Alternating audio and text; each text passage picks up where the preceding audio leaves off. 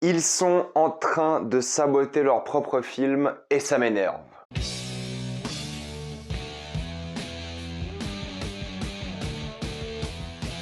The Northman. Comme d'habitude, jusqu'à la minute indiquée dans le titre de la vidéo, il n'y aura pas de spoiler. Jusqu'à vous êtes tranquille. Après, il est sorti aujourd'hui en France. Il est sorti le 22 avril aux États-Unis. On l'a eu un peu plus tard. Voilà, il y a eu quelques pays qui l'ont découvert un peu plus tard. Et pourquoi je dis qu'ils ont saboté ce film, c'est que le film a coûté, je crois, 80 millions de dollars, un truc comme ça. C'est un budget de film quand même assez conséquent pour un réalisateur comme Robert Eggers, qui est habitué à des films bien plus petits. Et ils lui ont fait confiance, ils lui ont donné de l'argent et ils lui ont permis de faire un film vraiment grandiose pour le coup, et tu sens qu'il y a de l'argent. Surtout quand tu connais sa filmographie, tu ressens vraiment qu'il y a une énorme différence. On n'est pas sur un blockbuster non plus, et c'est peut-être ça aussi le problème du marketing, mais c'est vrai qu'ils ont commencé à saboter leur propre film. Qu'est-ce que je veux dire par là? Film qui a coûté 80 millions de dollars, il faut compter pour ce genre de film au moins 1,5 fois plus pour le marketing, donc disons que le film va coûter 150 millions à produire et marketing. Voire plus, voire moins, ça dépend, mais disons 150 millions. Le film aux États-Unis est sorti et a fait un petit week-end au final. Là, sur son box-office international, en sachant qu'il n'est pas sorti encore dans tous les pays, il est à 50 millions de box-office. Et ils ont annoncé que ce vendredi-là, oui, ce vendredi-là, il sera disponible en VOD aux États-Unis. Donc 3 semaines après la sortie américaine, ils ont décidé de le sortir en VOD,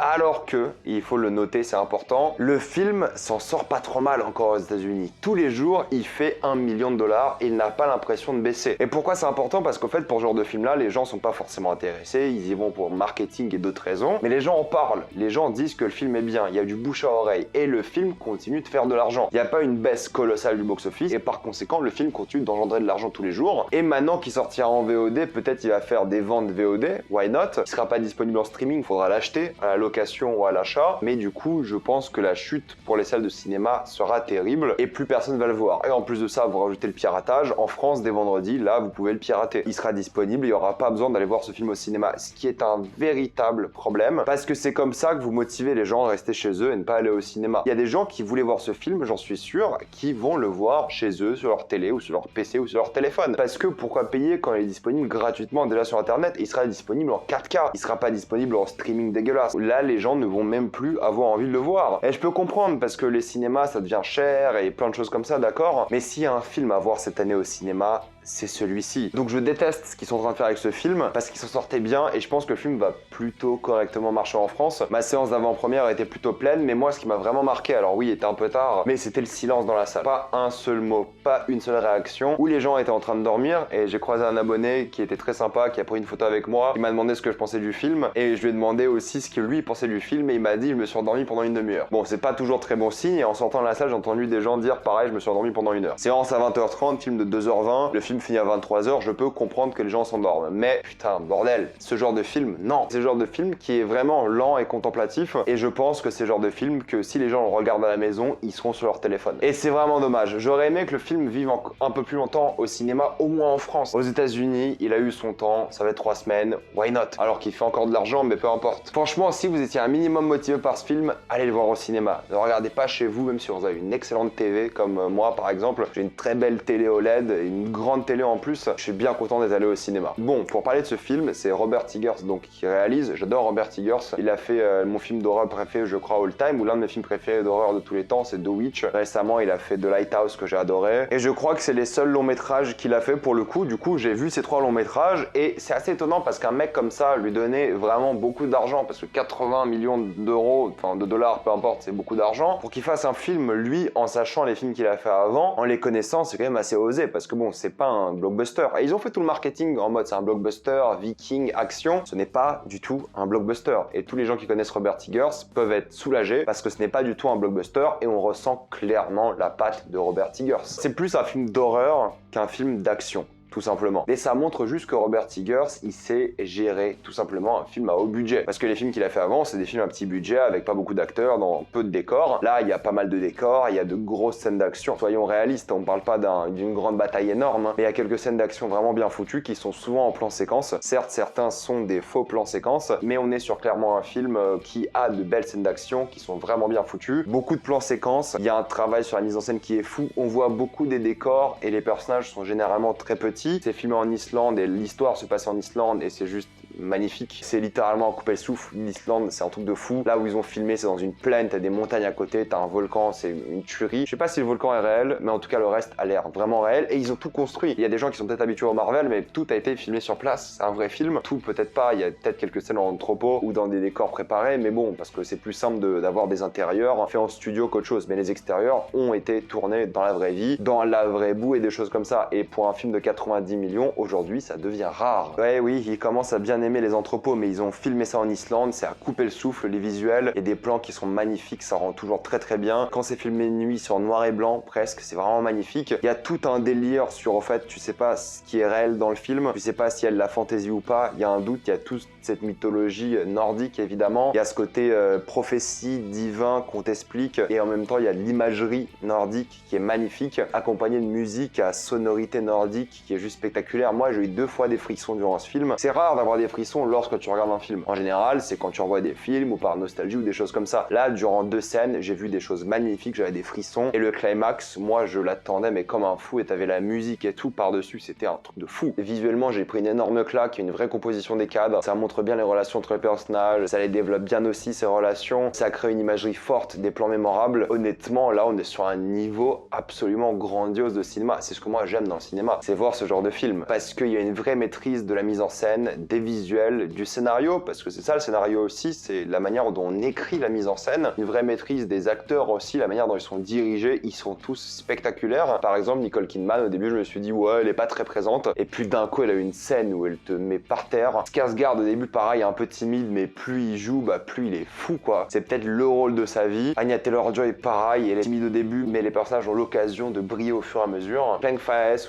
c'est vraiment génial aussi pour le coup. Peut-être des gens vont le trouver un peu sous-côté, mais il est top. Ethan Hawke qui est très peu présent, en même temps il joue le père de Skarsgård, il meurt au début du film, c'est pas un spoil, hein. C'est littéralement l'histoire du film, donc il a genre 2 scènes, mais même ces scènes sont mémorables, et pareil pour Willem Dafoe, il a genre 2 scènes. Pour moi, Willem Dafoe, il a presque volé le show dans ces 2 scènes, et ils sont tous géniaux quoi. Et il y a un mélange qui est génial au fait dans la mise en scène, parce que t'as ces moments qui sont un mélange entre mythologie nordique, le film que tu vois, et tu sais pas ce qui est réellement un rêve ou pas, tu te poses des questions sur ce qui est réellement de la fantaisie, et la caméra joue fortement avec ça. T'as des moments où tu sais pas s'ils ont pris des champis, s'ils sont drogués, s'ils sont soit hallucinogènes, ou si c'est juste un trip interne, psychologique ou psychédélique. Ça joue clairement sur ça, t'as la musique qui accompagne vraiment ça. C'est pas un blockbuster classique, ça c'est sûr, c'est pas un blockbuster du tout, c'est typiquement un film d'auteur. Il y a plein de petits détails dans la mise en scène, ça joue avec l'histoire du rêve aussi beaucoup, ça joue avec l'histoire de la destinée, de la prophétie évidemment, et globalement c'est dur d'en parler parce qu'il y a plein d'éléments qui sont super intéressants, et c'est plus une expérience visuelle, auditive, qu'une histoire en fait. Et c'est ça que j'aime beaucoup au cinéma, c'est quand c'est aussi des expériences, et c'est un rythme génial. Moi j'étais envoûté par l'œuvre, j'étais complètement hypnotisé, j'ai pas vu les 2h20 passer. Visiblement des gens se sont ennuyés, visiblement des gens n'ont pas apprécié vu qu'ils dormaient dans la salle. Moi j'étais à fond de A à Z, j'avais des frissons, j'étais devant une histoire magnifique et épique, une histoire de vengeance, c'est un truc qui m'a vraiment marqué. C'est un film assez spectaculaire et je vais conclure sur ça parce que j'ai pas envie de trop en révéler aussi, sur tous les petits détails et tout. Et même dans les spoilers, c'est que j'aurais pas grand chose à dire parce que mine de rien, c'est quelque chose qui se vit plus qu'autre chose. Mais oui, pour moi, c'est un grand film. Il vient de signer d'après moi son meilleur film, Robert Eggers. Il est généreux, je trouve qu'il y a de super scènes d'action, il y a de super moments émouvants entre les personnages. Il joue très bien avec le montage du film, avec les flashs un peu nordiques. J'ai vécu peut-être la meilleure œuvre basée de la mythologie nordique et Vikings que j'aurais pu vivre. Une véritable claque, j'ai adoré, je suis content parce que tu vois que l'argent était bien utilisé pour raconter cette histoire et c'est un véritable petit chef-d'œuvre pour moi. Faudrait que je le revoie pour le coup, je sais pas quand est-ce que j'aurai le temps, mais j'étais clairement à fond dedans et ouais,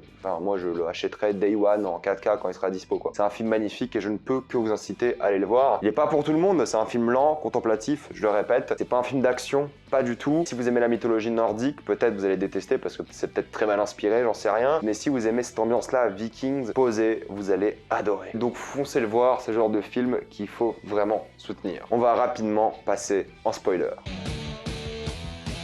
Le début du film où t'as justement cet arbre généalogique qui sort du cœur d'Ethan Hawke, c'est génial. La manière dont l'héritage est important dans ce film, c'est dingue, cette thématique-là, en plus de la vengeance et de l'amour, parce qu'il doit choisir entre son héritage, l'amour et la vengeance, ce personnage. Et ce trip psychédélique au début est fou. Willem Dafoe est incroyable et ça met vraiment le film en jambes, quoi. À partir de là, j'étais fou. L'acteur qui joue la version jeune du personnage principal est vraiment top aussi. J'ai trouvé extrêmement convaincant, ce qui est rare pour des acteurs enfants, mais pour moi, il était vraiment incroyable. Le début était dingue, ça met tellement bien les enjeux du film et t'attends tellement cette vengeance. Et la scène d'action au début est folle aussi. Le fait qu'il attrape une lance et la relance et tue un mec, c'est incroyable. Et ça montre à quel point ce personnage-là est puissant et fort. C'est presque un dieu en fait. Tu sais pas si ce n'est pas un dieu. C'est ça aussi le mythe du film, le doute que ça crée en fait. Parce que tu sais pas s'il rêve, s'il vit des choses vraiment de la mythologie, s'il y a ce côté divin à la chose, il voit des sorcières, il y a Odin qui l'aide, il y a les corbeaux qui l'aident aussi, l'esprit de son père qui l'aide. Donc je sais pas si c'est du hasard ou c'est vraiment de la fantaisie, parce que la mythologie se mélange vraiment à l'œuvre. Mais dès le début, on te montre que c'est un monstre, c'est un berserker, ours et loup, extrêmement puissant. Il veut devenir un esclave pour aller se venger. Il est prêt à tout faire pour se venger. Sa vie n'est que ça, il le dit lui-même. Et j'adore la réalisation qu'il a quand en fait il se rend compte qu'il peut avoir les deux, et l'amour des autres et la haine. Et il réalise à la fin presque,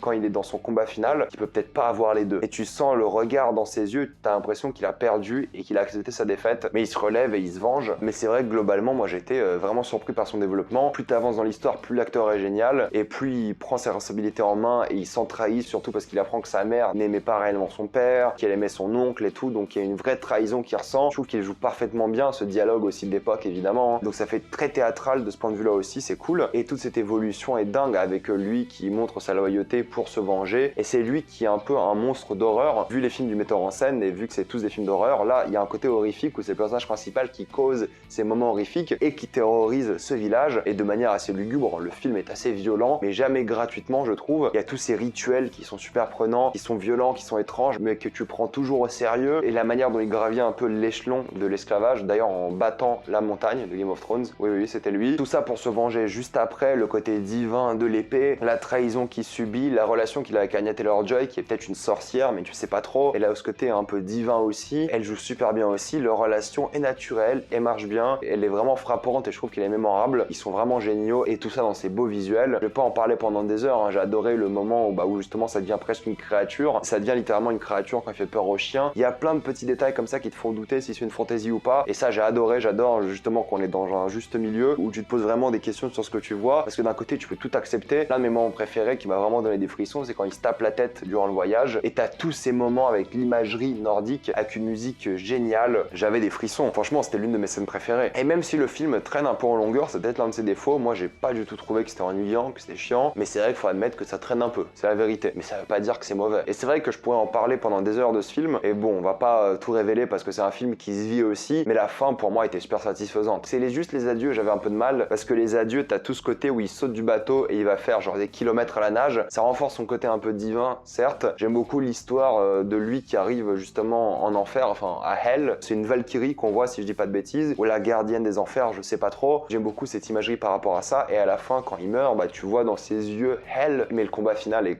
grandiose. Déjà c'est un plan séquence incroyable, mais surtout que la musique, t'as ces tambours, t'as cette anticipation de fou, et le combat est génial, tu vois que des silhouettes, et il y a beaucoup de silhouettes durant tout le film. C'est tellement réussi, c'est visuellement tellement prenant, c'est beau, c'est magnifique avec le rouge, les ombres, le noir et blanc durant tout le film. Allez voir ce film, c'est trop bien, c'est une proposition vraiment unique, et des films comme ça on n'en fait pas souvent, encore moins au cinéma aujourd'hui. Si vous pouvez aller voir un film à haut budget, qui a de la gueule, qui est touchant, qui est fort, qui est mémorable, c'est celui-ci. Honnêtement j'ai adoré et je ne peux que vous le conseiller, et j'aurais oublié de parler de plein de choses, hein, c'est évident, mais j'ai arrêté ma critique ici parce qu'elle est déjà assez longue, et j'attends aussi votre avis dans les commentaires, les scènes que vous avez le plus aimé. Moi entre le combat final et le moment où il a cette vision lorsqu'il est dans le bateau, il s'est tapé la tête, j'ai adoré, mais t'en as plein. Quand il joue au monstre et tout, bref, j'ai trouvé ça trop bien. Mettez-moi dans les commentaires ce que vous avez pensé de ce film. Comme d'habitude, pensez à vous abonner à la chaîne pour plus de vidéos. Mettez un j'aime, ça aide beaucoup la chaîne. Suivez-moi sur tous mes réseaux, et moi je vous dis à la prochaine fois. Salut à tous.